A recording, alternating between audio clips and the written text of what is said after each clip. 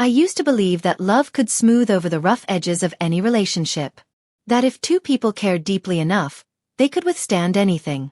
That belief held strong the day I said yes to Thomas Bennett, standing under the fairy lights in our favorite botanical garden, with a diamond ring trembling between his fingers and the world falling quiet just for us. Thomas had this warmth that made people lean in, a charm that smoothed over his sharp ambition. We had met 6 years ago through a mutual friend at a charity gala, where he was surrounded by polished smiles and practiced compliments. But it was his quieter moments, when his guard slipped and he let me see the insecure man behind the perfect exterior, that made me fall for him. What I didn't realize then was that loving Thomas came with an unspoken contract. Loving everything and everyone that came with him. His parents, Charles and Margaret Bennett, belonged to a different world. One with polished dinnerware, silent household staff, and conversations that felt more like performances than genuine dialogue. At first, I thought their coldness toward me was just surface-level formality, something that would soften in time. But it didn't. It calcified into something else. Something brittle, performative, and sharp. My mother, Lillian Morgan, had passed away 2 years before Thomas proposed. Her absence was a wound I carried every day, but one I wore with quiet pride. She had been a single mother, a florist, and a fighter. She gave more than she had to give, including to the Bennetts. When their family-owned vineyard faced bankruptcy a few years ago, my mother stepped in without hesitation. She used her retirement savings to co-sign a business loan, helped them with event planning, and even brought in her own clients for private events. They never thanked her properly. But that wasn't why she helped. It was just who she was. When she died, Thomas was there, but only just. His sympathy came wrapped in rationality. "She'd want you to move forward," he told me only a week after the funeral. I remember staring at the floor, wondering if grief had an expiration date in the Bennett household. As our wedding planning progressed, I began to see how much control Margaret and Charles expected to have.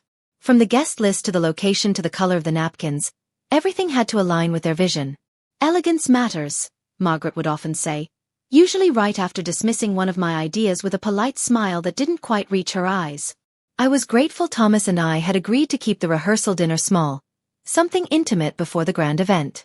Or at least, that's what I thought. Then came the first small insult, like a splinter you ignore until it festers. During a brunch meeting, I suggested we include a moment of tribute for my mother in the ceremony. Margaret blinked, then said, "Oh darling, wouldn't that be a little somber? It's a celebration after all." Thomas had nodded beside her, and that silence, his silence, rang louder than her words. I should have known. I should have seen the pattern forming, brick by brick, each interaction chipping away at what I thought was mutual respect. But I wanted to believe. I wanted to believe that love would carry us through the discomfort, that this was just the awkward dance of two families learning to blend. It was naive. The rehearsal dinner was to be held at a private room in the Bennett's favorite hotel, the same one where they held board meetings and silent auctions. When we arrived that evening, I could already feel something was off. There were dozens more people than expected. My guest list had been trimmed to immediate family and close friends. But the room was filled with Charles's business partners and Margaret's bridge club. I looked to Thomas, confused. He offered a small shrug, like it wasn't worth making a scene over. I felt my pulse quicken. As I walked around the room, smiling stiffly, I noticed something else. There were only 4 people from my side of the family. My Aunt Carla, my cousin David, and 2 old friends from college. Everyone else belonged to the Bennett's world. I found Thomas near the bar and whispered, "Where's everyone from my side?" He gave a tight smile and said, "My parents had to fill seats. Your side was a little light." A little light. I excused myself to the restroom, locked the door behind me, and took a breath. I looked into the mirror and reminded myself why I was here. Because I loved Thomas. Because families were complicated. Because my mother had always taught me to be graceful, even when others weren't. I walked back out, plastered on a smile, and prepared to make it through the night. But something in my gut, a tiny whisper of unease, told me this dinner would be anything but forgettable. Dinner began with carefully plated appetizers and quiet clinks of crystal glasses. The room smelled faintly of white wine, rosemary, and entitlement.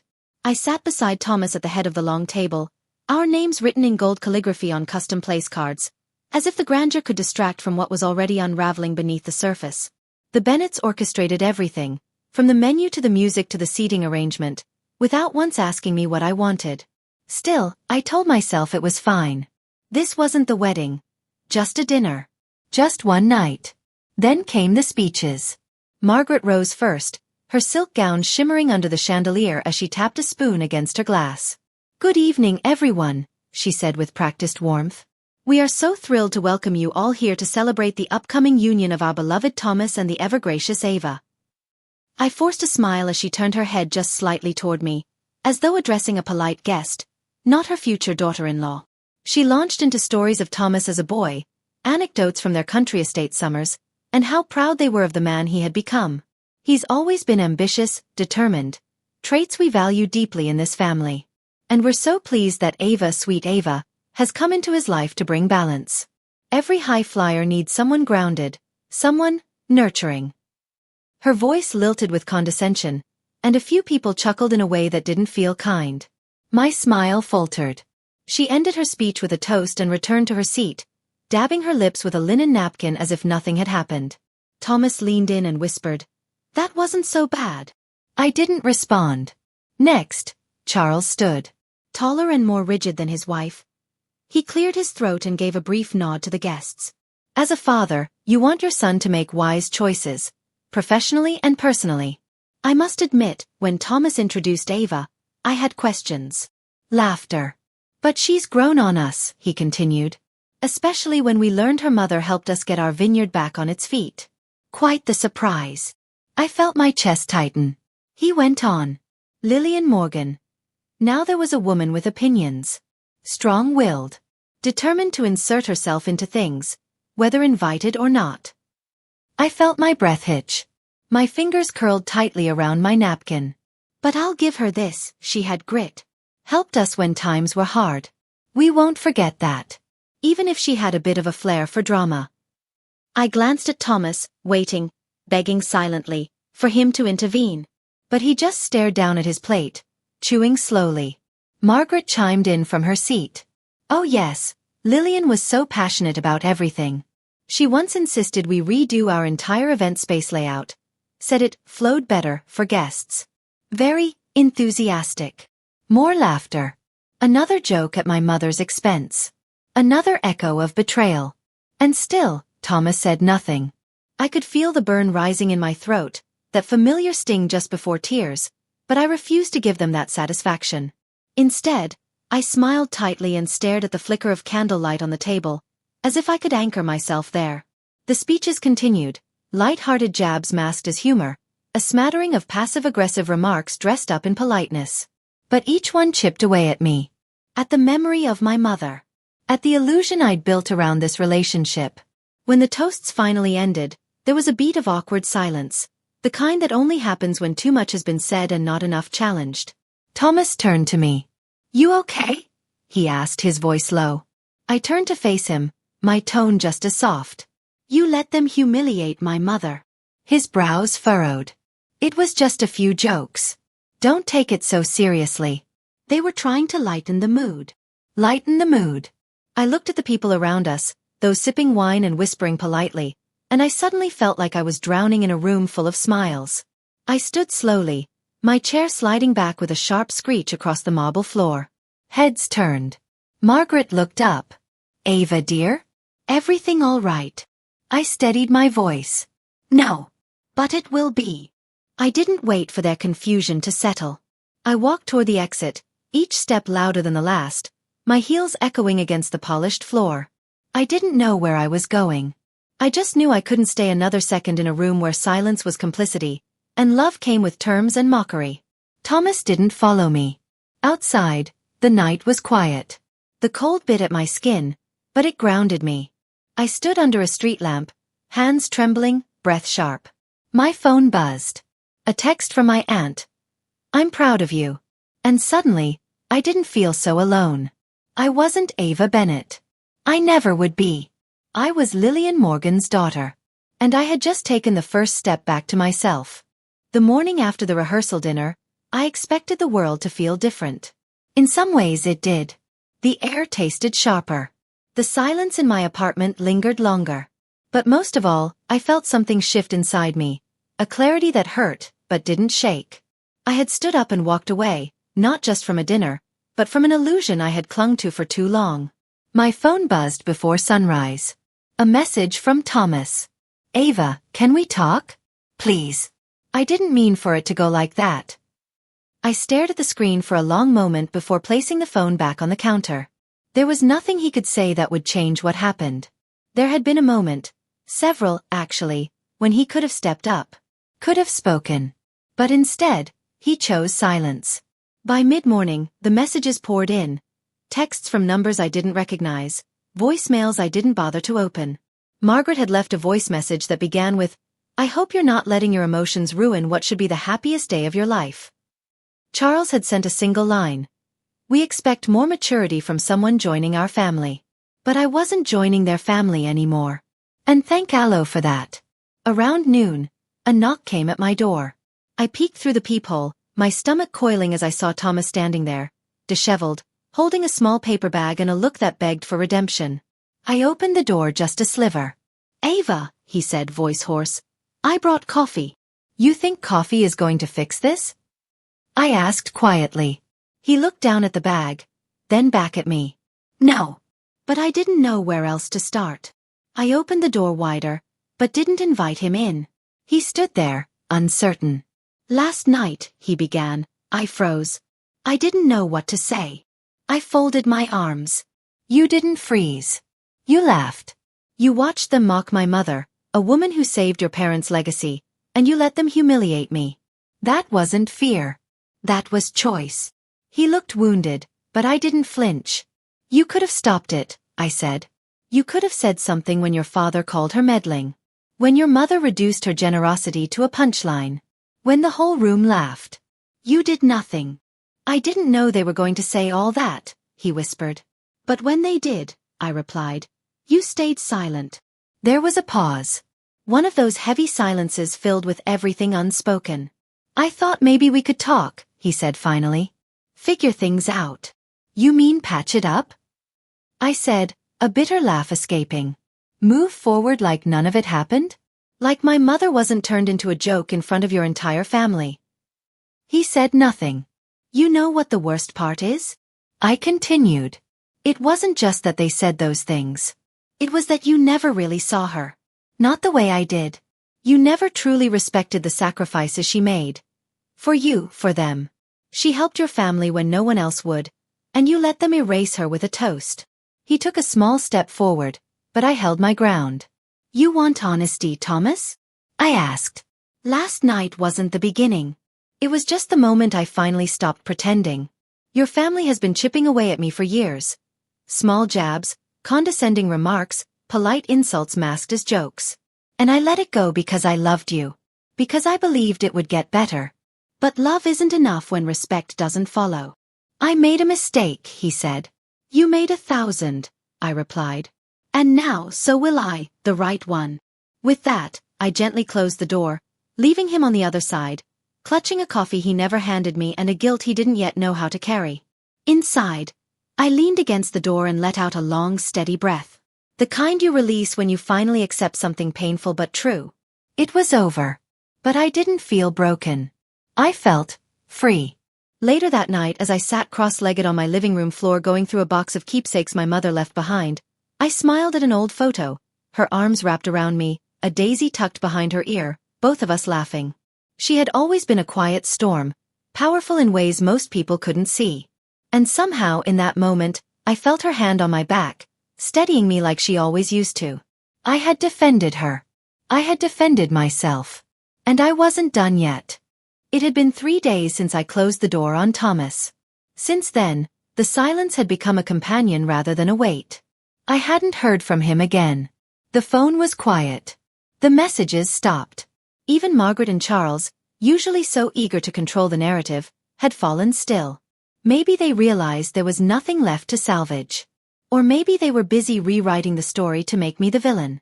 I didn't care. Let them. I spent those days finding myself in small things. Making tea with my mother's old ceramic kettle, reading the notes she used to tuck between pages of her books, rearranging my living space until it felt entirely mine again. The pain was still there, yes, but something stronger had taken its place. Ownership. pride, control. On Saturday afternoon, I decided to organize the box of keepsakes my mother left behind. Something I hadn't had the strength to do since the day I packed it after her funeral. I set it on the coffee table and knelt beside it, gently opening the flaps. Inside were her favorite things: a pressed daisy from our first garden, her Sunday earrings with the chipped pearl on the left, her old reading glasses, a scarf with the faint scent of lavender. And then there was the locket. Or rather, there should have been. My fingers paused. I dug deeper, moving tissue paper and small trinkets, each layer stirring dust and memories. But the locket wasn't there. I froze. My heart picked up a nervous rhythm. Maybe I'd moved it. Maybe I'd taken it out at some point and forgotten. I searched again. The bottom of the box, the drawer where the box had been stored, the floor beneath the table. Nothing. My chest tightened. The locket wasn't just jewelry. It was a family heirloom, passed down from my grandmother to my mother, and meant for me one day. It was gold, delicate, and held 2 pictures inside. My mother at 18 and her own mother before her. When my mother gave it to me, she'd said, "One day, you'll know when it's time to pass it on. Until then, keep it close." I had. I always had. Except now it was gone. My mind raced. No one had been in my apartment recently. No one except. My breath caught. Thomas. He had come over 3 days ago to return the engagement ring. I remembered it clearly. He stood in the hallway, asked to use the restroom before leaving. I had stepped away to answer a call. He had been alone for less than 5 minutes. But it was enough. I grabbed my phone, fingers trembling, and typed out the message. "Did you take the locket from my mother's keepsake box?" There was no response for several minutes. Then one appeared. "What are you talking about?" I stared at the screen, my jaw tightening. "Don't play dumb, Thomas. It's gone. You were the only one here. Asterisk asterisk." Another pause. "I just borrowed it. I wanted something that reminded me of you. I thought you wouldn't mind. Asterisk asterisk. Borrowed." My hands curled into fists. I hit dial. He answered on the second ring.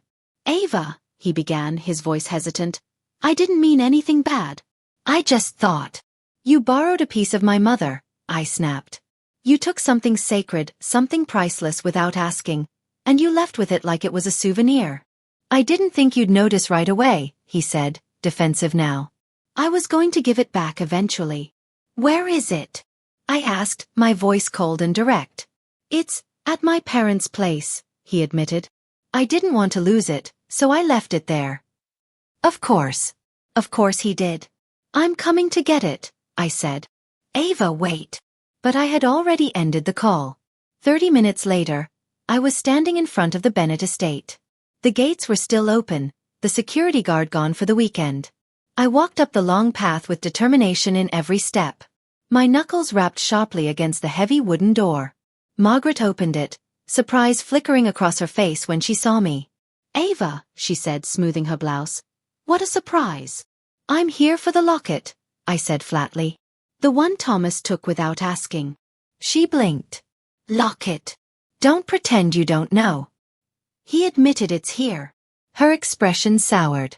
"Well, if he brought it, it's probably in the study. I'll go check." She disappeared for a moment, and when she returned, Thomas was behind her, and in his hand was the locket. He held it out, looking like a child caught stealing from a candy jar. "Here," he said quietly. I stepped forward and took it, inspecting the hinge, the clasp, the photos inside. Everything was intact. But it felt different now, like it had been touched by something it never should have. As I turned to leave, he reached out. "Ava, I just wanted to feel close to you." "You don't get to steal what you never valued," I said. "Not my mother's memory. Not my trust. Not anymore." Margaret huffed behind him. "Is this really necessary?"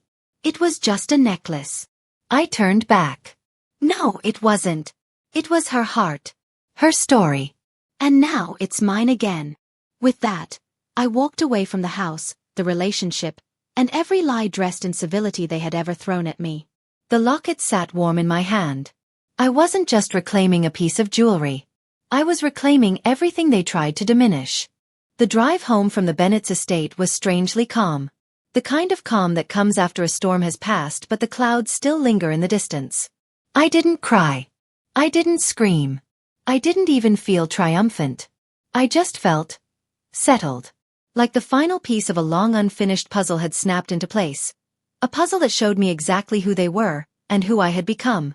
When I arrived home, I placed the locket back in its velvet pouch and slid it gently into the keepsake box. Then I locked the box and tucked it into the drawer where it belonged. Not just physically, but spiritually. That part of my mother would never be touched by anyone again. I didn't tell anyone about the locket right away. It felt too sacred, too personal. But the next day, as I sat with my Aunt Carla on the back porch, sipping tea and listening to the wind move through the trees, I found myself opening up. She listened without interruption, her eyes soft and steady. "You did the right thing," she said simply when I finished. "You saved yourself a lifetime of shrinking." That word, shrinking, hit something deep in my chest. Because that's exactly what I had been doing for years. Dimming my joy to match their comfort. Swallowing my grief so it wouldn't ruin their photo-perfect narrative. Laughing off insults, because challenging them would have made me too emotional. No more. Later that evening, I did what I should have done from the beginning. I sat down at my desk, opened my laptop, and drafted a letter. Not for them, but for myself. It wasn't an email. It wasn't a message I planned to send. It was a declaration. A written, tangible reminder of the promise I was making to the woman I saw in the mirror. I wrote, "You are not small. You are not fragile. You are not anyone's stepping stone or silent bride. You are Lillian's daughter, a woman built from grit and grace, from soft hands and unshakable roots. You walked away not because you were weak, but because you were strong enough to choose peace over performance. Never forget that." I printed it, folded it, and tucked it into the keepsake box beside the locket. Days turned into a week, and slowly the messages trickled into silence. No more pleading from Thomas. No more scolding from Margaret or backhanded guilt from Charles. They had gone quiet. Maybe out of shame, or maybe because people like them only fight battles they think they can win. One afternoon, a package arrived. It was the wedding scrapbook Margaret had been putting together. Now closed, sealed, and left at my door with a small card that read, "Thought you'd want this." I didn't open it. I walked it straight to the fireplace and let it burn. The crackle of paper and glue sounded like applause. I thought about the life I almost married into, the one where I'd have worn a smile as armor, and lived within the walls of their expectations. A life where my voice would have been just low enough not to disturb the chandelier. Instead, I chose this. Silence, maybe. Solitude, yes. But also space, to grow, to grieve, to breathe without asking permission. And then something unexpected happened. An email from a former client of my mother's, a woman named Elise, who owned a chain of boutique flower shops. She had heard about what happened from someone at the rehearsal dinner and wanted to check in. She ended the message with a simple line. "If you ever want to do something with flowers again, I'd love to talk." At first, I dismissed it. My mother had been the florist. I had only helped her on weekends when I was a teenager, stringing ribbons and sweeping floors. But later that night, I pulled out one of her old notebooks, filled with sketches, pressed petals, and wedding layouts in her precise handwriting. It felt like she was nudging me. So I responded. We set a meeting. And for the first time since everything fell apart, I didn't feel like I was rebuilding from ruins. I felt like I was building something new. Something mine. People say closure is about silence. About letting go. But I've learned something else. Closure can also be loud, a slammed door, a burning book, the sound of footsteps walking away. And sometimes, it sounds like your own voice finally echoing back at you. Steady, unshaken, and finally free. It was early spring when I walked through the doors of Elisa's main shop for the first time. Sunlight spilled through the front windows, hitting rows of peonies, lilies, and forget-me-nots arranged in rustic copper buckets. The air smelled like possibility. Behind the counter stood Elise herself. Graceful, grounded, and somehow familiar, like the women in my mother's circle who wore resilience like a second skin. She didn't ask about the Bennets. She didn't mention Thomas. She simply extended a hand and said, "I hear you've got good instincts. Let's see what we can build together." And just like that I started again. It began as a trial, helping with weekend arrangements, learning new supply systems, refreshing my design skills. I felt clumsy at first, like I had stepped into someone else's dream. But slowly, my hands remembered what it meant to create something beautiful from stems and string, from color and scent. My mother's notes helped. Her designs were timeless. Her handwriting, still sharp in blue ink, became my mentor in every margin. A few months later, Elise offered me a partnership. I almost said no, old doubts rising like weeds. Who was I without Thomas? Without that perfect ring, that polished future? But then I thought of my mother's hands, always moving, always giving, never asking permission to be more than what the world expected. So I said yes. The shop was renamed Morgan and Bloom. Elise's suggestion. Because your name deserves to be on the window, she'd said. The first time I saw it printed in gold script on the glass, I stood frozen on the sidewalk, tears in my eyes. Not because of what I had lost, but because of what I had reclaimed. My name. My story. My life. The grand opening was modest, a small gathering of friends, former clients, and women who knew what it meant to begin again. Aunt Carla brought a framed photo of my mother to place near the register. I lit a candle beside it. She would have hated the attention but loved the sentiment. The first customer who walked in that morning was a bride named Lily. She was soft-spoken, uncertain, and completely overwhelmed. Her mother had passed away the month before, and she didn't know how to include her memory in the wedding without feeling like it would bring the mood down. I took her hands in mine and said, "Let me show you what honoring someone looks like when it's done with love." We built her bouquet together. A single white daisy in the center. Just like my mother wore behind her ear in every garden photo. After Lily left, I stood in the middle of the shop, surrounded by blooms and quiet music, and exhaled deeply. I didn't think of Thomas anymore. Not with anger. Not even with sadness. He had become a shadow behind a closed door. A footnote in a story that no longer needed him.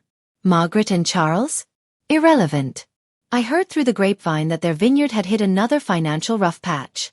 This time, there was no one to bail them out. I didn't gloat. I didn't cheer. I just nodded at the irony and moved on. That was their story to fix. Not mine to follow. And the locket stayed around my neck now, close to my heartbeat.